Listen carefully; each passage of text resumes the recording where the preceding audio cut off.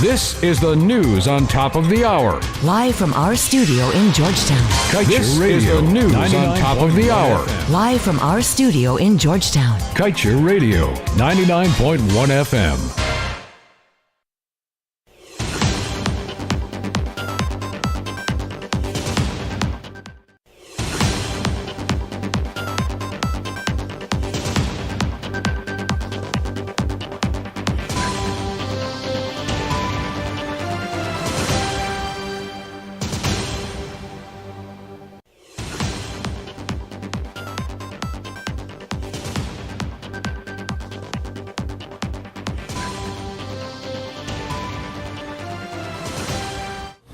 Joshua Van Slegman here with your main newscast. Good afternoon. In our headlines, gas to shore pipeline alone to cost $800 million. Country will still have to invest in capacity to make industry feasible. Must do independent audits of gas reserve. Don't depend on ExxonMobil, according to former TNT Energy Minister. Despite some improvements, Guyana's public financial management still inadequate, according to IDB report. COVID-19 response, President Ali blasts developed nations for failing to do more, pleads with world leaders for relief. Tenders open as RDC begins spending Region 10's $4.7 billion budget. Barbatians celebrate a quiet Pagua amid COVID-19. Meanwhile, Guyana receives first shipment of COVID-19 vaccine from COVAX, and 2 women are the country's latest COVID-19 fatalities. These and more when the news returns.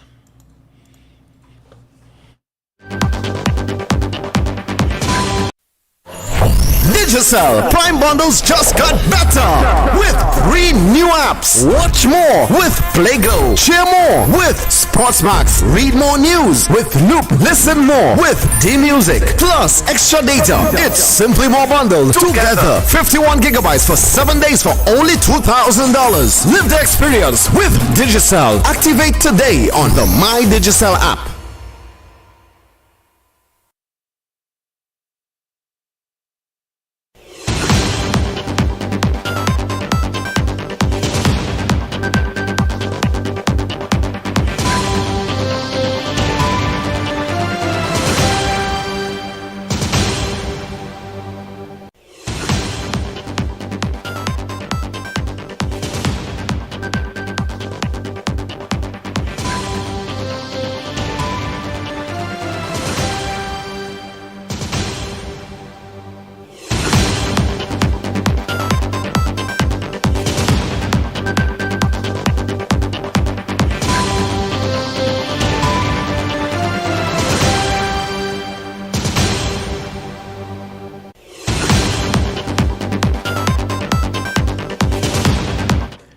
With your news in detail, I am Kevin Smith.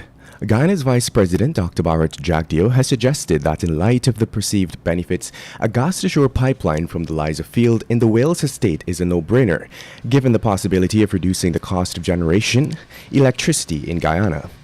Former Minister of Trinidad and Tobago, Kevin Ramnarine, is of the view that Guyana needs to do much more before forging ahead with the project, since, among other reasons, the touted $800 million price tag is just for the pipeline alone.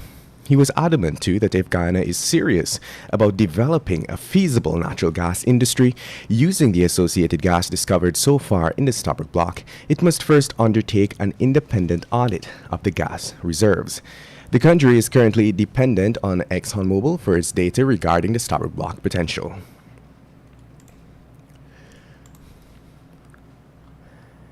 In other news, yesterday, Guyana received a donation of 24,000 doses of the Oxford AstraZeneca COVID-19 vaccine from the COVAX facility.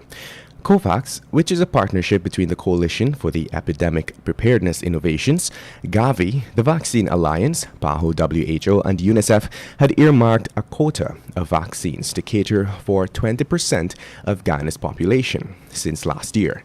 Its main objective is to ensure the equitable distribution of COVID-19 vaccines globally. The vaccines arrived at the Chedi Jagan International Airport yesterday, and in an official release, COVAX stated that the delivery of the vaccines is just the first phase of deliveries in Guyana, with more vaccines expected to arrive during 2021. And moving on, even with some improvements to Guyana's financial system, like the enactment of the Fiscal Management and Accountability Act of 2003, the country's public financial management is still, quote-unquote, inadequate. Making these damning revelations is the Inter-American Development Bank. In its recent report titled Economic Institutions for a Resilient Caribbean, the IDB noted that in its country's strategy for Guyana, for 2016 to 2020, the enactment of the FM Act of 2003 led to improvements in public financial management. The Act regulated internal auditing along with two others. This, the bank said, is although most ministries remain without internal auditing offices.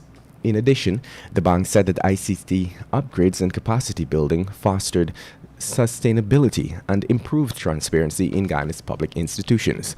Nevertheless, the IDB stated that the PFM is still inadequate.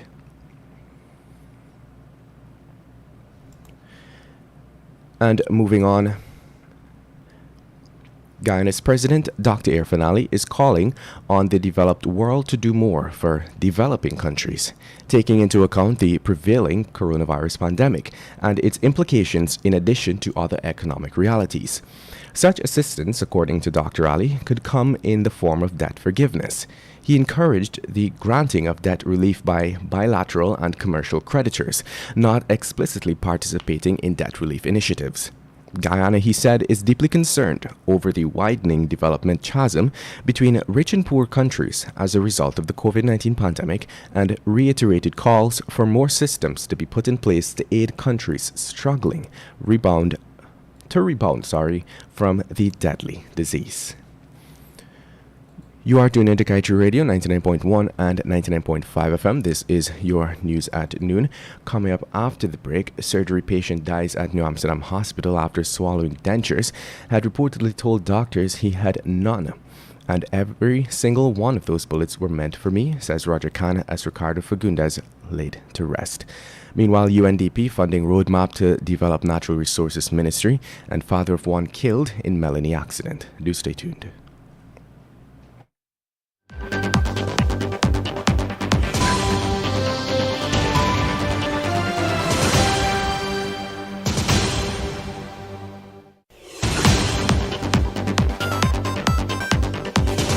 Weak systems of governance and the absence of the rule of law both combine to form the perfect stage for corruption to flourish.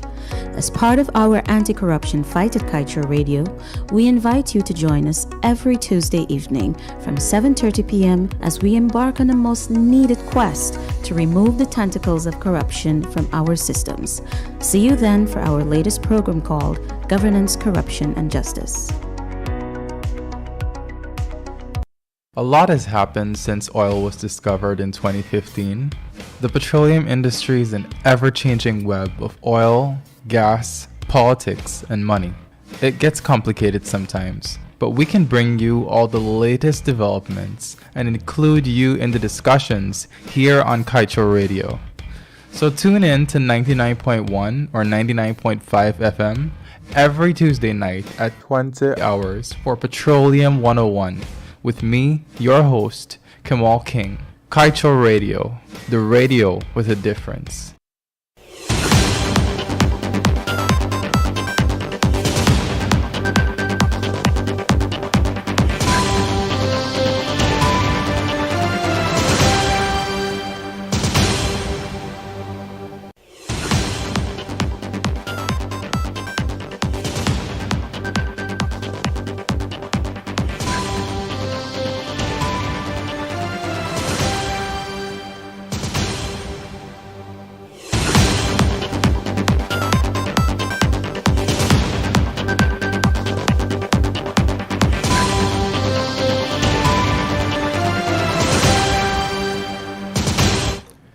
Welcome back. Let us continue with the news. The United Nations Development Programme, or UNDP, has announced that it is funding a program to develop the Ministry of Natural Resources.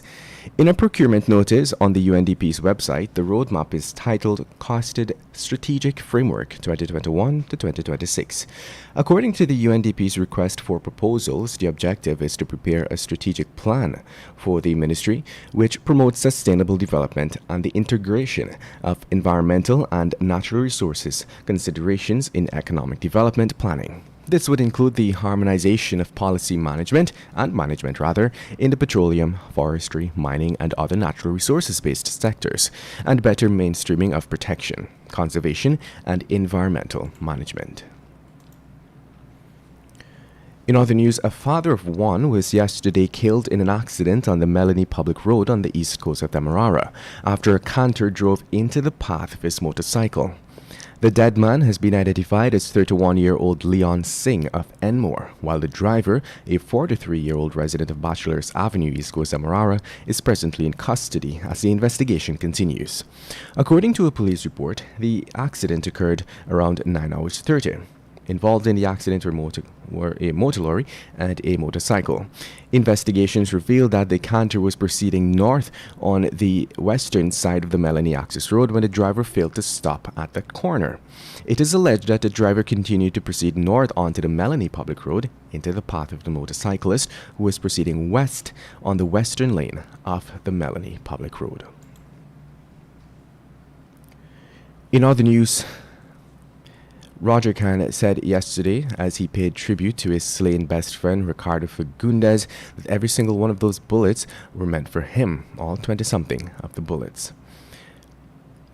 Fagundes was a popular biker and gold dealer and was riddled with more than 20 bullets 2 Sundays ago as he exited the popular Main Street nightclub, Palm Court. The act was carried out by 2 men who had emerged from a heavily tinted white Toyota Fielder wagon, a new model.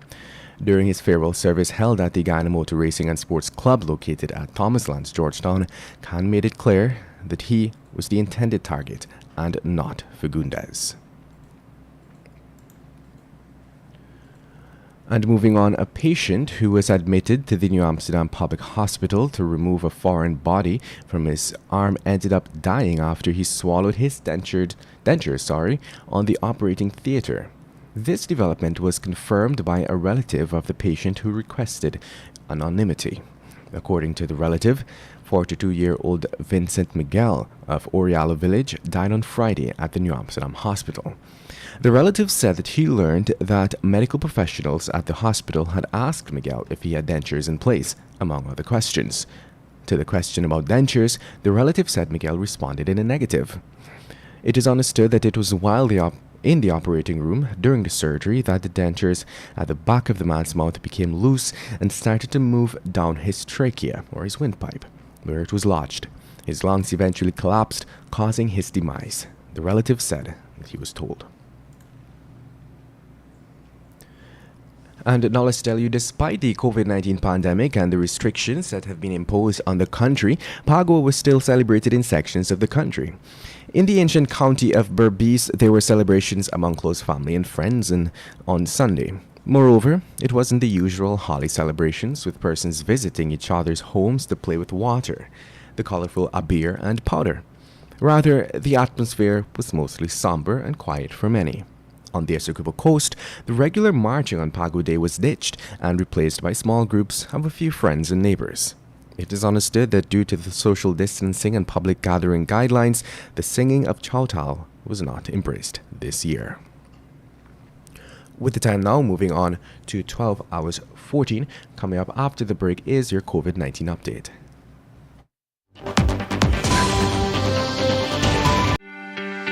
This is GHK Lal inviting you to join me weekdays from Monday to Friday on the National Outlook for commentary on a range of issues. Immediately after the 12 noon and 7 p.m. newscasts on Kaieteur Radio at 99.1 FM and 99.5 FM. Looking forward to you sharing in the conversation. This is GHK Lal, inviting you to join me weekdays from Monday to Friday on the National Outlook for commentary on a range of issues. Immediately after the 12 noon and 7 p.m. newscasts on Kaieteur Radio at 99.1 FM and 99.5 FM. Looking forward to you sharing in the conversation.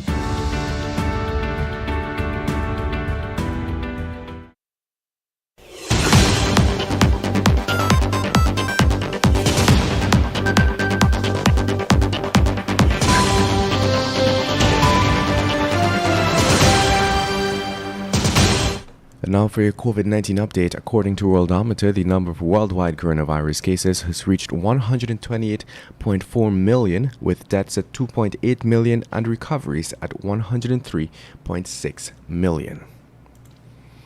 Locally, the Ministry of Health yesterday reported the death of two females, a 67-year-old from Region 3 and a 63-year-old from Region 4, as the latest COVID-19 fatalities. Their deaths bring the national death toll to 229. 40 new infections were also recorded yesterday, increasing the total number of cases to 10,182. 11 patients are in the COVID-19 ICU, another 14 in institutional quarantine, 54 in institutional isolation, and 966 in home isolation. Additionally, a total of 8,922 persons have recovered to date, while 113 new recoveries were recorded as of yesterday. And coming from CNN, new COVID-19 cases have spiked in the U.S. in the last several days. The latest data showed on Tuesday, and the White House and health officials are pleading with the country to take more precautions until more people can be vaccinated. The country has averaged 65,700 new cases a day over the last week, a 22% jump from the week prior, when the number was near 2021's lowest point, says Johns Hopkins University data. And with that, we've come to the end of today's news at noon. But before we go, let's head over to the page 7 of the Kaieteur News that is dedicated to being blunt.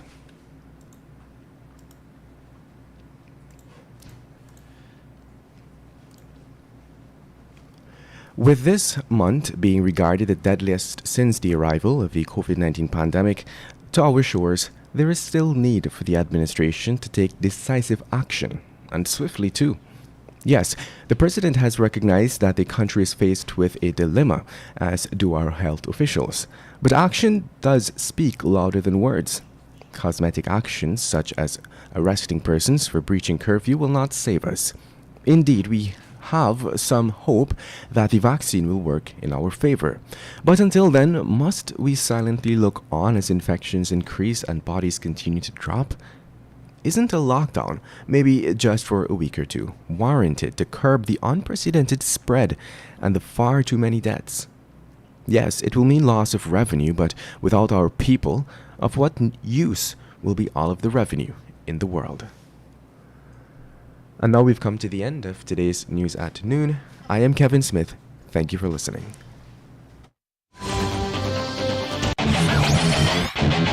Want value for your advertising dollar? Then place your ads on Kaieteur Radio's Newscasts. Streamed live on 6 different mediums, reaching hundreds of thousands.